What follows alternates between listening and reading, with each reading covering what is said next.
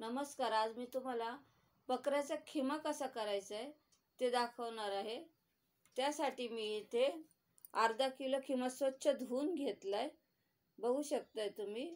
त्या खिम्यासाठी लागणारे मसाले इथे मी अद्रक घेतली, 2 कांड्या लसूण घेतलाय, लाल मिरची पावडर घेतली, गरम मसाला घेतलाय, धने घेतलेत, खडे मसाले घेतले सर्व.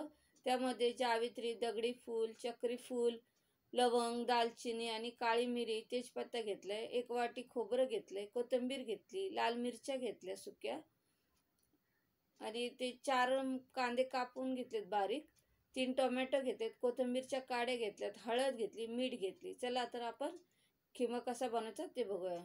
तर खिम्यामध्ये मी इथे मीठ आणि हळद घालून घेणार आहे. खिमा घेताना आपण त्यासाठी छोटे छोटे हड्डी पण टाकायची. फक्त खिम्याची एवढी टेस्ट नाही लागत, त्यात हड्डी जर घेतली आपण तर त्या हड्डीची पण एक चव उतरते. बघा तुम्ही मी कशा हड्डी घेतले ते बारीक. आता हे छान एकत्र करून घेऊया. इथे तवा ठेवला गॅसवर. मिरच्या टाकून घेऊया याच्यात. मिरच्या जास्त भाजायच्या नाही, फक्त थोडेसे आपलं गरम करून घ्यायच्या.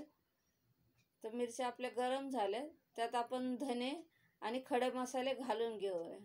ते पण जास्त भाजायचे नाही, कारण जास्त सुका मसाला जास्त भाजला गेला तर त्या मसाल्याचा कडवट चव लागते. त्यामुळे आपण इथे थोडंसं भाजून घेणार आहोत. आता मसाला भाजला गेला आपला. मसाला काढून घेऊया आपण. आता याच तव्यामध्ये जे 1 वाटी सुकं खोबरं कापून घेतलंय ते खोबरं पण आपण छान परतून घ्यायचंय. ते पण जास्त भाजायचं नाही, ते पण थोडंसं ब्राऊन होईपर्यंत भाजायचं. खोबरं पण आपलं भाजून झाले, ते पण काढून घेऊया. आता हा मसाला थंड होऊ देऊ, तोपर्यंत आपण खिमा शिजवायला टाकूया. त्यासाठी मी ते 2 चमचे तेल घेतलंय आणि जे बारीक चिरलेले कांदे ते आपण या तेलामध्ये घालून घेऊया. कांदा पण छान असं लाल होईपर्यंत परतून घ्यायचा. कांदा आता आपला लाल परतलाय, त्यात आपण टोमॅटो घालून घेऊया. टोमॅटो पण छान आपण परतून घ्यायचे.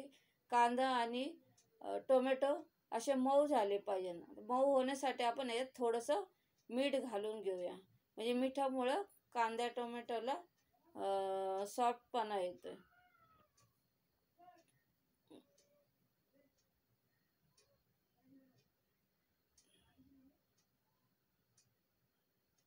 त्यात आता खिमा घालून घेऊया. खिमा पण छान परतून घ्यायचा आहे. खिमा पण आपला छान परतला गेला. त्यात थोडीशी कोथिंबीर घालूया.